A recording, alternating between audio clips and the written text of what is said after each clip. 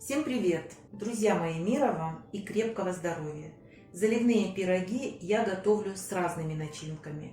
Сегодня у меня яйцо, зеленый лук и укроп. Это очень вкусно, это очень сытно и это несложно в приготовлении.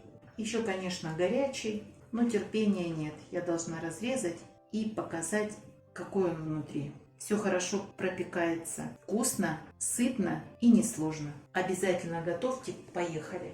Начну, друзья мои, с начинки. Начинка у меня будет яйцо и зеленый лук.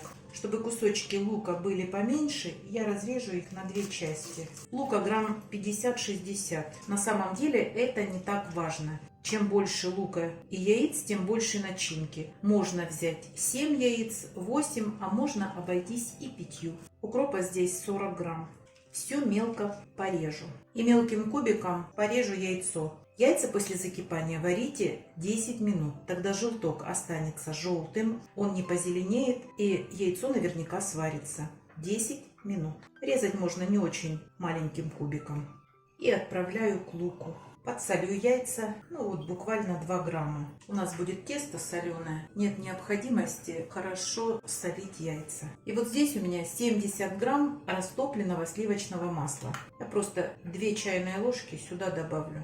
И все перемешаю. Друзья мои, при желании можно добавить сюда любые специи. Я не буду добавлять, а вы можете добавить. Сюда хорошо подойдет черный молотый перчик, да любые специи. Можно даже добавить сюда петрушку, но я не люблю, как петрушка мне попадается на языке. Она грубовастая, а вот укропчик сюда подходит идеально. Кстати, в эту начинку можно добавить адыгейский сыр, а можно натереть на терку любой твердый сыр. Тоже будет вкусно. Но это удорожает продукт, поэтому по вашему желанию можете себе позволить. Добавьте туда хоть черной или красной икры. Все, начинка готова. Тесто готовится быстро. Я сейчас включу духовку на разогрев на 180 градусов.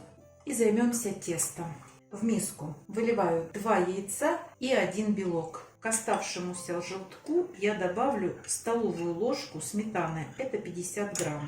И уберу, нам это пригодится. К яйцам добавляю 5 грамм соли, 5 грамм сахара, все по пол чайной ложки. И размешаю. Все, желтки разбили, достаточно. Выливаю 400 грамм кефира. Он у меня постоял на столе. Сейчас он у меня комнатная температура.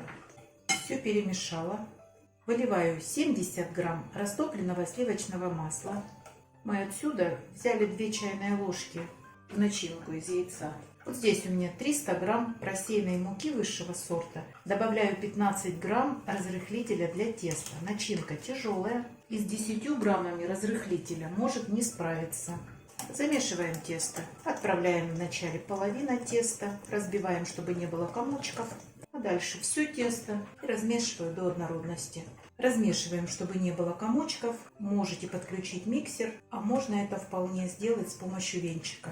Вот такое тесто получается. Тесто получается как для густых оладьев. Хорошо перемешиваем яйцо со сметаной. Форма диаметром 24 сантиметра. Я ее застилаю пергаментом. Большую часть теста выливаем и разравниваем. Друзья мои, на самом деле, если вы сейчас яйцо в одной посуде перемешаете тесто и выльете в форму, у вас тот же пирог получится. Но надо сделать красивую картинку. Будем делать, как всегда. Знаем, что по-любому яйца упадут на дно, продавят это тесто. Дальше высыпаем всю начинку и заливаем оставшимся тестом. Разравниваем тесто, прикрываем начинку.